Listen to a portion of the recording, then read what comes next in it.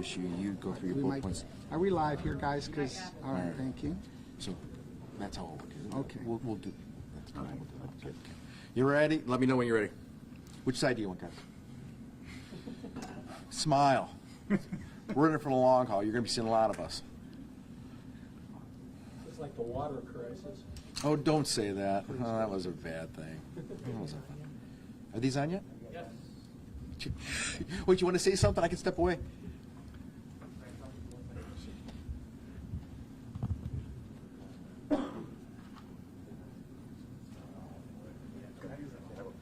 I can do it first if you want to. No, just do it again. All right. Okay. All right.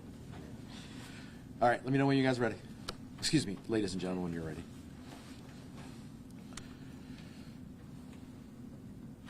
Ready? Everybody good? All right.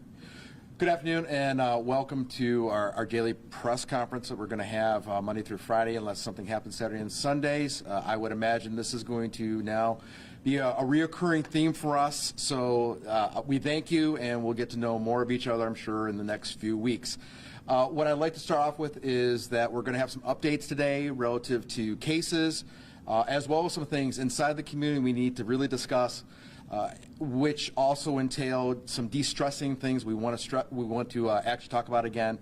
The thing that I like to do right now, though, is let Dr. Ross, who is our board president, come up and have a couple announcements, but also then I think some good strategy for us. So, Dr. Ross. All right, thank you.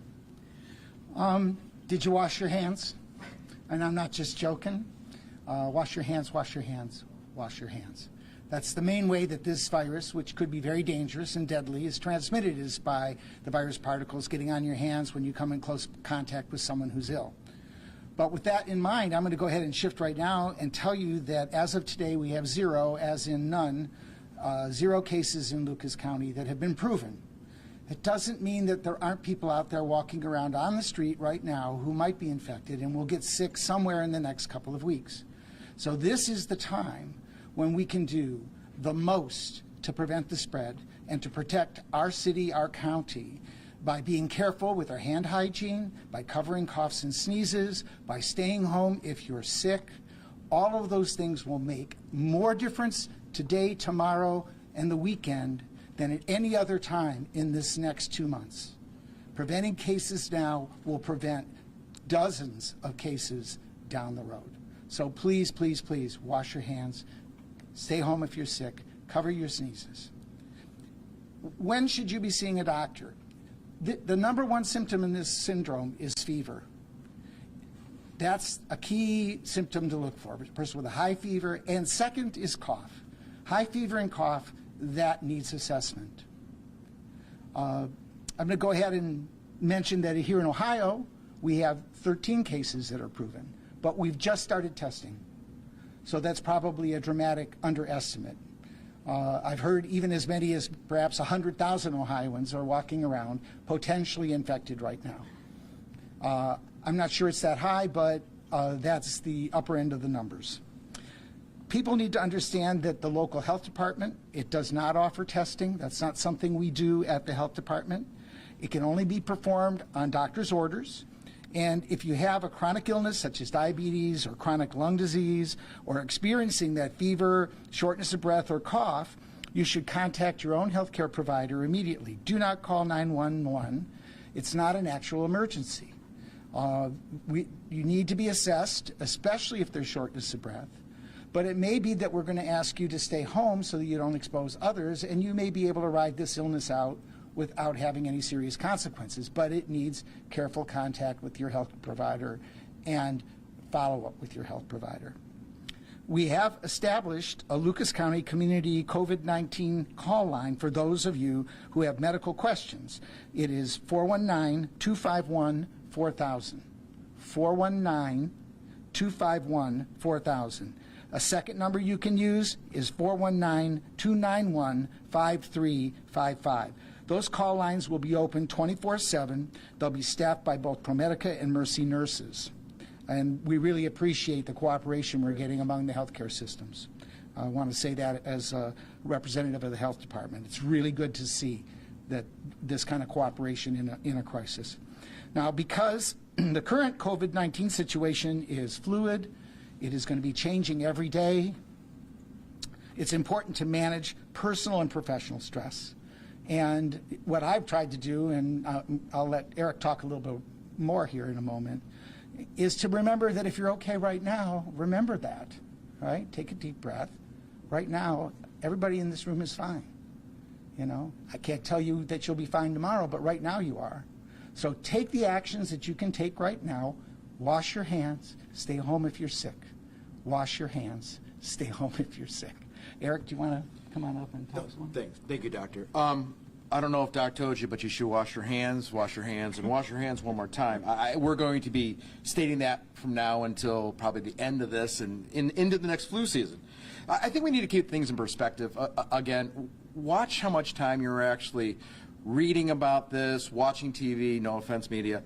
But again, put that all in perspective. The other thing you do is get the facts. Again, we've stated this several times.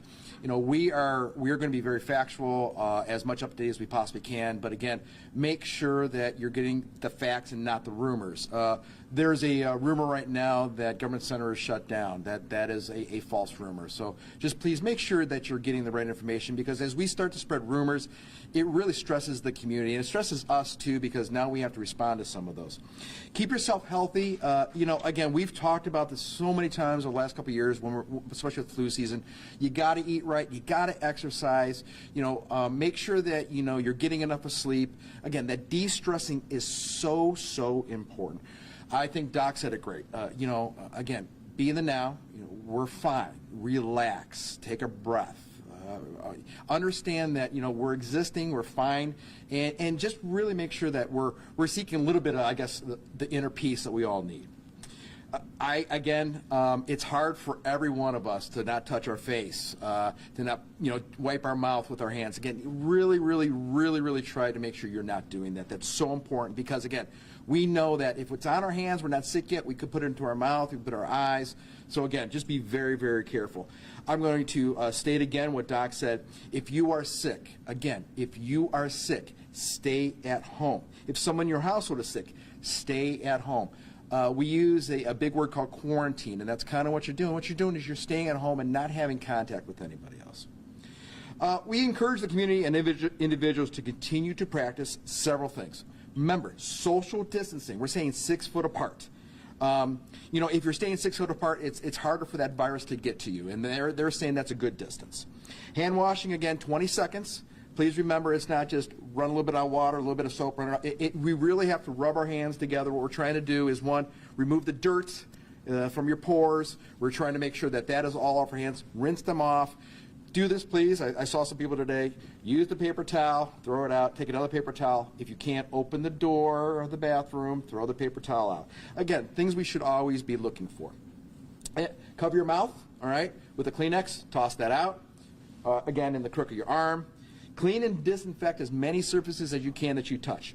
Very important. Very important. I want to give a couple Lucas County updates, and then we'll give a City of Toledo update. Lucas County will be closing, again, please. Lucas County will be closing the lobby of the Job and Family Services office located at 3210 Monroe Street to the public, effective Monday, March 16th. JFS will remain operational during this time. Benefit recipients may call, visit the website, or email any questions. Paper applications will be available at the main entrance. Ohio Means Jobs Resource Room, located at 1301 Monroe Street, will be closed effective Monday, March 16th. However, early voting will still take place there. All other government county offices will remain open, and the county employees are still required to report to work. Again, all other county offices will remain open, and county employees are still required to report to work. Relative to the city, again, we talked a little bit about those shutoffs. The city is no longer going to look at shutoffs anymore. So that is something that's very good. However, that's occupied only. If you're a landlord that has a facility, a rental property that is not occupied, we will not turn that back on. So again, look for that in the coming future, that you're going to be able to wash your hands, make hot tea for yourself, take a shower, continue that. So with that said, I do believe that's all of our updates today. Any questions for Doctor or myself? Or combined? I guess Sure. We're going in, we've been talking about this for a whole week. Obviously, this is changing, evolving every day. Yeah. We're now going into a weekend here in the city. Sure. Lots of people are going to be off. They're going to be at home. People are going to be talking about this. So do people, and you're mentioning stay calm. So Yeah. people need to stay at home and not go out and live their lives. I mean, what should people do coming this weekend? I don't think you should have to necessarily stay at home. You know, obviously, what I would say is this a necessary trip? I mean, if you don't have food in the house, you've got to go out. You might want to try to pick a time when fewer people will be in the stores. And I don't see any problem as long as when you're having a social get-together, if it's relatively small, as long as you're talking about people not coming if they're sick, right? It's just like saying stay home from work if you're sick. So I think we should take that extra step if we're inviting a friend or family over for a weekend dinner. Just make sure everybody's okay, especially if grandma's there. You know, you really want to think a little bit harder about it. And, oh, I'm not sure. Well, then maybe you should stay home. You know, always err on the safe but sensible side on this stuff. So I think we have to rely on people to use their judgment on these things. And I wouldn't tell somebody if they've got a doctor's appointment or they've got to go out and get their medications because they're running out. You know, don't stay home for that. But when you go out, keep your hands away from your face. You know, wash your hands. You know, when you get back home before you come in. I think those are the sort of things that would be sensible advice for if you really have to get out. But the more we can control this now is the really key time when being careful is going to save lives. If we let this get out of the bag and get that big bump on that disease curve rather than flattening this out, then we're all going to suffer. And people won't be able to socialize for an even longer period of time. You know, they're going to be worried about their friends, their neighbors, their loved ones. I'll take that one step further, and Doc is right. If you don't need to go someplace, don't go someplace. But if you need to go to the store, go to the store.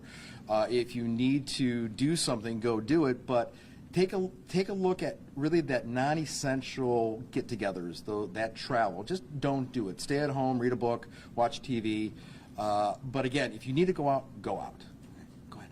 We've seen Wood County closing their senior centers and moving to mobile meals to keep that distance and really protect the more vulnerable population. So where are we standing with that in Lucas County? That's also being done in Lucas County. So yes, those vulnerable populations, we've already talked to several individuals in the community, and those are going to be closed. That is actually going to do a lot for that population. When are they closing? I think it's a done deal. Do we know when they're closed, guys? The senior center? They're closed Monday. I'm sorry, thank you. They're closed Monday. Okay. So. And will they have mobile meal opportunities? Yes, that is being worked on. Correct. What happens if we do get to this, like, you know, worst case scenario that you guys talked about, that it isn't this flat curve, that we do spike and we overwhelm our hospital beds? I mean, we talked yesterday about contingency plans. What is that? I mean, are we talking tents in hospital parking lots? Are we talking converting different buildings to house people? What's that plan look like?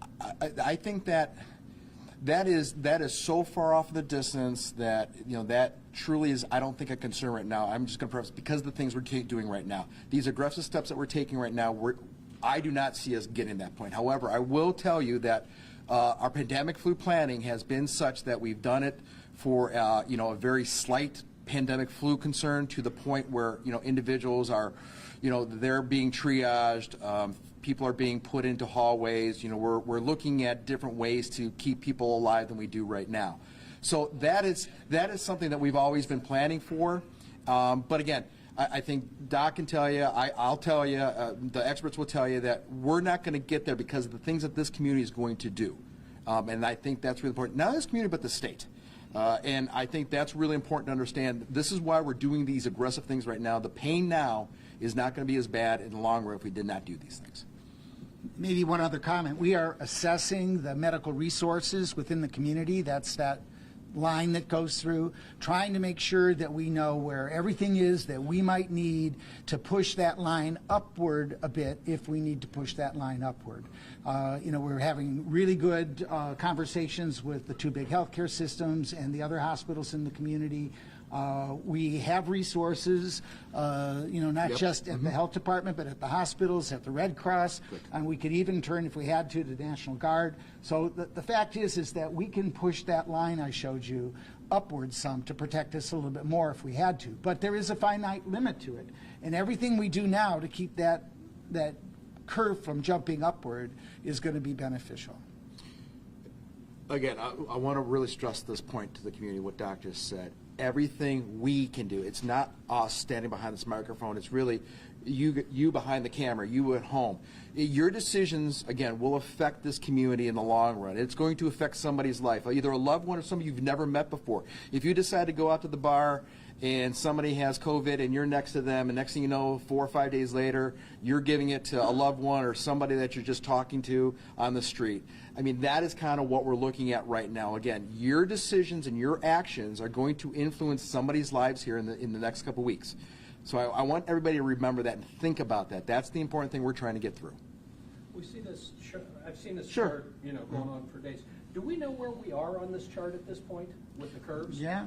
Well, At what point in in Ohio, history where we are? I mean, I would say Ohio, because we only have a couple cases. We're here, if you would. Okay. Now, if you're looking at how many cases we think we might have, again, it's not a real accurate chart, but we're someplace, let's say down here. Okay, and we're over here right now.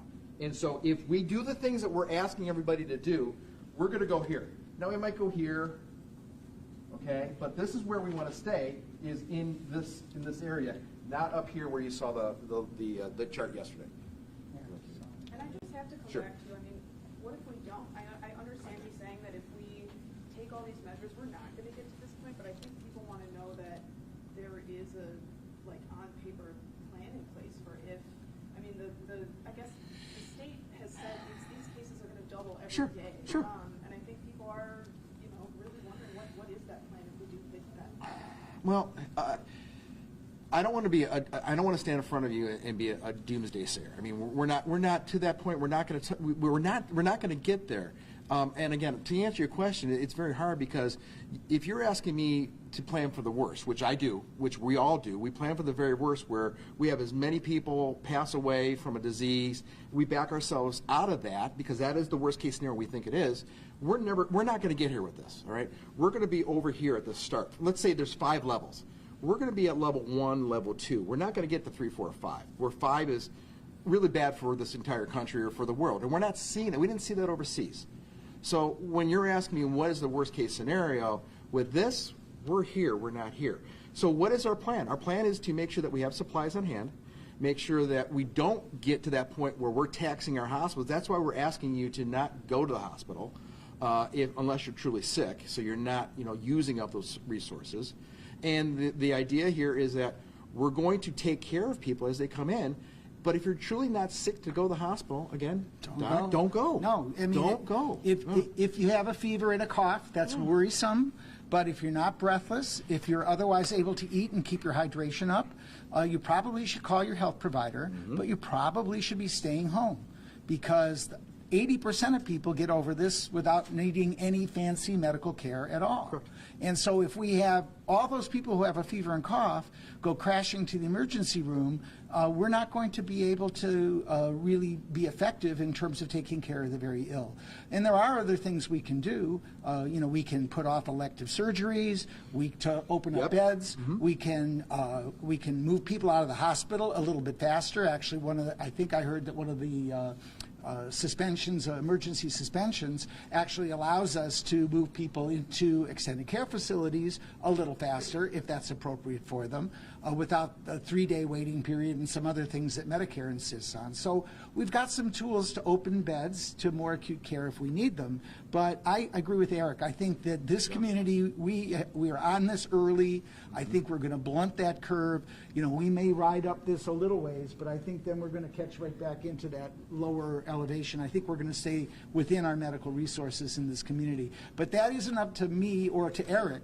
It's up to everybody in the listening audience to do the things we're asking them to do, to wash their hands, to stay home if they're sick, to don't expose yourself if you feel like you're ill to a high-risk person like an elderly or somebody with chronic illnesses. That's on us, each one of us individually, to do it. And we can't make that happen. You have to make that happen. So obviously, these tests take some days before they test positive. I guess, is there any expectation when we could see the first positive test in the area at all? You know, knock on wood, hopefully we would never see it, but that's going to be unlikely. Again, we're waiting every day to see if one pops up. I will tell this viewing audience, we have not had a positive, as of this moment, I have not received a text or an email. We do not have a positive in this county. Again, we do not have a positive coronavirus case in this county. As soon as we do, we will let this community know. I mean, we have to. This is too important to everybody out there to not tell them as soon as we possibly can. So again, we do not have a case in Lucas County. We will let you know as soon as we do. What are testing resources looking like right now? I think they're improving every day. Again, just because you want a test doesn't mean you're going to get a test still. You have to run through certain screening tests, if you would, to make sure you don't have the flu, other respiratory diseases, and you have to meet some criteria. But it's not going to be as stringent, I think, in the coming days as it has been, just because, again, if more tests come online, the better off we are. I mean, to be quite blunt, we've had people call us and say, we have the symptoms, but because I wasn't in an emergent, like a zone that they're really worried about or whatever, I have not been able to get this test, and I don't know if I have it, and now I'm at home and I'm sick and I'm worried. I mean, what do you have to say to the people who are dealing with that, and, you know, what the capacity for testing is? Yeah, no, I mean, if somebody has, if somebody has a fever and somebody has a cough and they've been persistent, and I don't mean just like, oh, my temperature is 98.9 instead of 98.6. We're usually talking above 100.5 in Fahrenheit. If you don't have a fever and that fever is not, up for a day and it's down again, that's not this. This is a relatively persistent for several day fever. With cough, shortness of breath, that's a more worrisome thing. So if you've got those two things and you're short of breath, this thing might have a little scratchy throat or a little bit of like cold nasal symptom, but it's less that. It's more cough and fever than it is the other typical cold symptoms. So it all depends, I would say, who the person is. The more vulnerable they are, the more worried I'd be about making sure they get in and get seen. But in all honesty, I would say that if they've got fever persistent for more than 24 hours, they've got a cough that's severe, that's probably an indication to at least contact your healthcare provider. You might still be told, let's wait and watch and see. But on the other hand, it'll be up to the doctor and how vulnerable that person is. A more vulnerable person, I think we're going to want to test more quickly. I think the other thing then, too, to go back to your question, whether you have coronavirus or not, if you're sick, stay at home. Because here's the concern. If it's not coronavirus, you go out with an immunocompromised system and somebody's around you with coronavirus, if you were healthy enough, you may be able to fight that off. But now since you're sick and you may or may not have coronavirus and you're going out, you're more likely to catch something else. So if you're sick, coronavirus or no coronavirus, stay at home. I kept my kids at home the other week because they were the one was sick. So again, it was just a flu probably, but again, I didn't know, so I kept them home. So there could be a chance that you self-isolate and your symptoms aren't severe enough for long enough. You might have had coronavirus, but you won't have to get tested for it. Is that kind of what that 80% of people get better. Yeah. I mean, we've got very few severe cases in children. I mean, so, again, I'd be a little more chill about a younger person, someone under, a teen or lower. I mean, we're probably just going to say, keep the kid home, Don't let them go out if they're a teenager carousing, with their friends. I mean, those would be the things that would make sense in this situation. But again, in the absence of persistent fever and cough, those are the key symptoms, and especially shortness of breath on top of those, then it's time to at least contact your medical provider and ask them for advice and whether you should be tested. Okay, last one because we got to. That's fine. So obviously, the stuff at Blarney this weekend was postponed tonight, but tomorrow there's a larger event happening. Has there been any conversation about what to do in large gatherings like that, I guess, here in Toledo? Yeah, we've talked to Barney, and we've made it clear what we would like to see.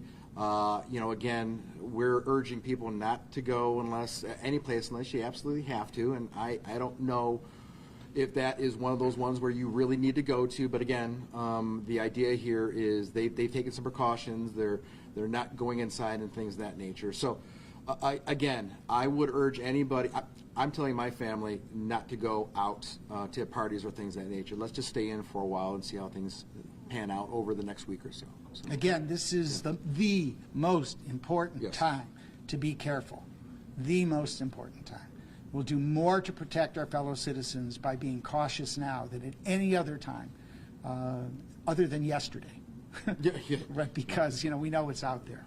So, in all honesty, the earlier we take these social distancing measures, the better we are with our hygiene, washing hands, covering coughs. The fewer of our friends, neighbors, and family are going to get sick with this, and we'll be able to stay within the medical resources for those few people who do get very sick. Just really quick, I've been interviewing people all week. A lot of people think this is being blown out of proportion. This is over the top. So what do we say to people going into the weekend again? Okay. People feel like they're being scared into So- staying home or not to do things, and this is over the top. So what do Well, we say to people? not trying to scare anybody. I'm trying to be completely factual about the nature of this disease. We know what this disease has done in China. We know what this disease has done in Italy. And we've seen the countries that respond, the way Ohio and Lucas County is responding. They have not had as many deaths and as much spread. We know this works. And so yeah, it sounds scary, but in all honesty, it's what we have that will work. And so what we're giving you is the best advice that we can that'll protect the people that you love and to protect you as the population of Lucas County. So that's what we're asking you to do. And so if that means you miss this year's St. Patrick's Day, then plan on having the best St. Patrick's Day ever in June, or plan on having it next year. Because in all honesty, I just think this is the time where we can do more. And nothing will make me happier than to eat crow. And nothing much happens. We have a very minimal sort of experience here. I'll be happy to say, wow, I'm sorry I said all these things publicly, but believe you me, if I'm right, I've done the right thing. I know I have, based on medical science and based on public health science. I just want to close with that last statement. This is not just a guess. This isn't just darts against the wall. This isn't just cover my eyes and I'm going to guess the right way.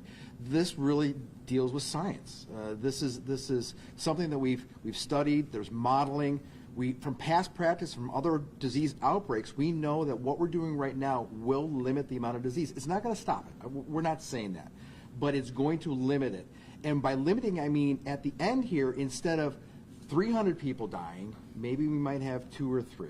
Again, that's just a statement. But you get the idea. That's what we're trying to do. And again, it's just not about those individuals who are affected with coronavirus in the hospitals. What happens if any of us, run into an issue where we have a car accident, we have to have trauma, and next thing you know, most of the resources are gone, or people are out sick who take care of us, and they just got the coronavirus. They're at home. I mean, that's what we're dealing with right now. You need to make sure that the resources that we have at the hospitals stay there for really the people that need it. And if we don't go out tonight because of that, better off we all are. So thank you very much. If anything happens, we'll come back here over the weekend, but we'll see you Monday at 4. Thank you so much.